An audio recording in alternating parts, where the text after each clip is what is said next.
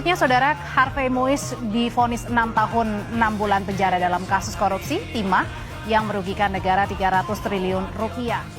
Lagi heboh kasus korupsi. Mantan Menteri Pertanian Syahrul Yassin Limpo sudah menjadi tersangka, kemudian sempat menghilang, kemudian akhirnya diciduk dan menjadi tahanan KPK karena diduga korupsi saat menjabat sebagai Menteri Pertanian. Pengadilan Tipikor menggelar sidang perdana kasus penerimaan suap dan gratifikasi 3 hakim Pengadilan Negeri Surabaya atas vonis bebas Ronald Tanur. Ex-Menteri Perdagangan Tom Lembong ditetapkan sebagai tersangka dugaan korupsi saat menjabat di era Presiden ke-7 Joko Widodo. Ketika itu Tom memberikan persetujuan impor gula untuk menstabilkan harga gula.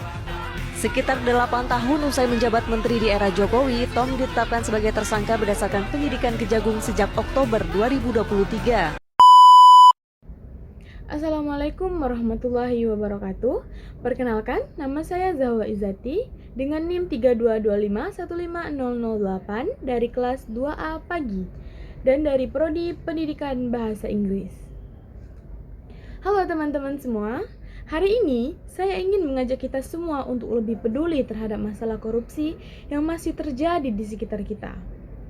Mungkin kita sering mendengar tentang korupsi melalui berita, media sosial, ataupun televisi. Namun, masih banyak orang yang menganggap bahwa korupsi itu hanya urusan pejabat atau orang-orang tertentu saja.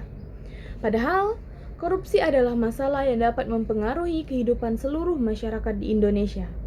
Korupsi adalah tindakan yang dilakukan oleh seseorang untuk mendapatkan keuntungan pribadi dengan cara yang tidak jujur. Tindakan ini tidak hanya dapat melanggar hukum, tetapi juga banyak merugikan orang.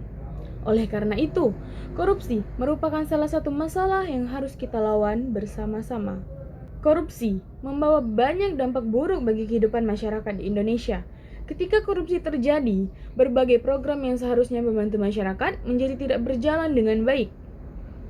Bantuan yang ditujukan untuk rakyat bisa tidak sampai kepada orang yang membutuhkan, dan kualitas pelayanan publik juga dapat menurun.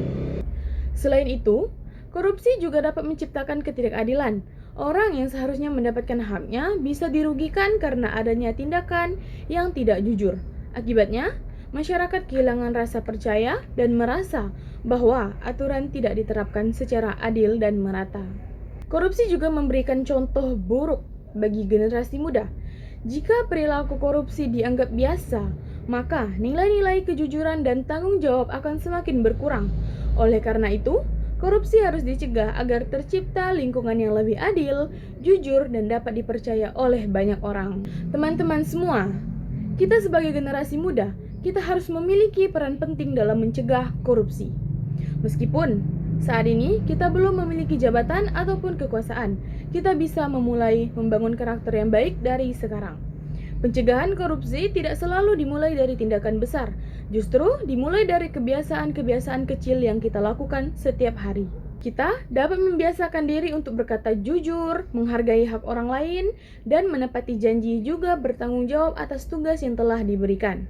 Kita juga harus berani mengakui kesalahan ketika kita melakukan kekeliruan ataupun tidak mencari keuntungan dengan cara yang tidak benar. Kebiasaan seperti inilah yang dapat membentuk kepribadian yang berintegritas. Kejujuran adalah salah satu nilai yang sangat penting dalam kehidupan. Orang yang jujur akan lebih mudah dipercaya oleh orang lain. Kepercayaan adalah sesuatu yang sangat berharga dan tidak bisa diperoleh dengan mudah. Oleh karena itu, kita harus menjaga kejujuran dalam setiap perkataan ataupun perbuatan. Selain itu, kita juga harus menolak segala bentuk dari kecurangan. Jangan pernah menganggap bahwa ketidakjujuran adalah hal yang biasa. Hal-hal kecil yang terlihat sepele dapat menjadi kebiasaan buruk jika terus-menerus dilakukan. Sebaliknya, kebiasaan baik yang dilakukan setiap hari akan membentuk karakter yang kuat dan juga berintegritas untuk masa depan. Teman-teman semua, Indonesia ini membutuhkan generasi yang tidak hanya cerdas, tetapi juga jujur dan juga bertanggung jawab. Kemajuan bangsa tidak hanya ditentukan oleh teknologi ataupun pembangunan, tetapi juga oleh karakter masyarakatnya. Jika generasi muda ini memiliki integritas yang kuat, maka masa depan Indonesia akan menjadi lebih baik. Mari kita mulai perubahan dari diri sendiri.